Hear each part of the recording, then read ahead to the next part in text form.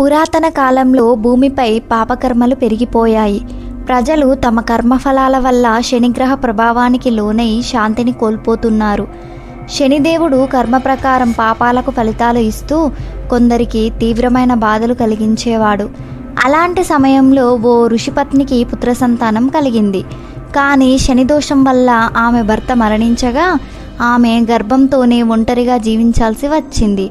తన శిశువు పరమజ్ఞానిని కావాలనే ఆశతో ఆమె పిల్లవాడిని ఒక పిప్పల వృక్షం కింద భగవంతుని ఆశీర్వాదంతో పెంచింది. ఆ బాలుడే శివుని అవతారమైన పిప్లాద్ మహర్షి.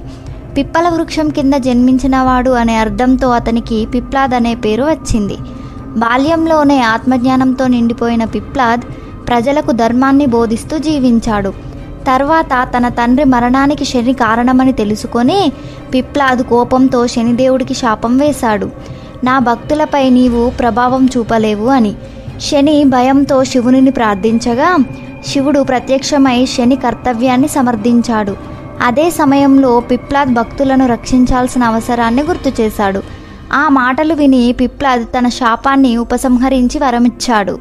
ఎవరైతే నన్ను భక్తితో పూజిస్తారో వారిపై శనిదోష ప్రభావం తగ్గిపోతుంది అని. అప్పటి నుంచి శని బాధితులు పిప్లాద్ మహర్షిని పూజిస్తూ శాంతి పొందుతున్నారు. ఇది ధర్మాన్ని, భక్తిని నమ్మిన వారికి శాశ్వత బోధనగా నిలుస్తుంది. ఈ రోజుకి మహారాష్ట్రలోని నాసిక్ జిల్లా పిప్లాద్ గ్రామంలో ఉన్న దేవాలయంలో శనివారం నాడు శనిదోష నివారణకు పిప్లాద్ మహర్షికి ప్రత్యేక పూజలు నిర్వహిస్తారు. భక్తులు తమ కష్టాలను చెప్పుకొని ఉపశమనం కోసం ప్రార్థిస్తారు.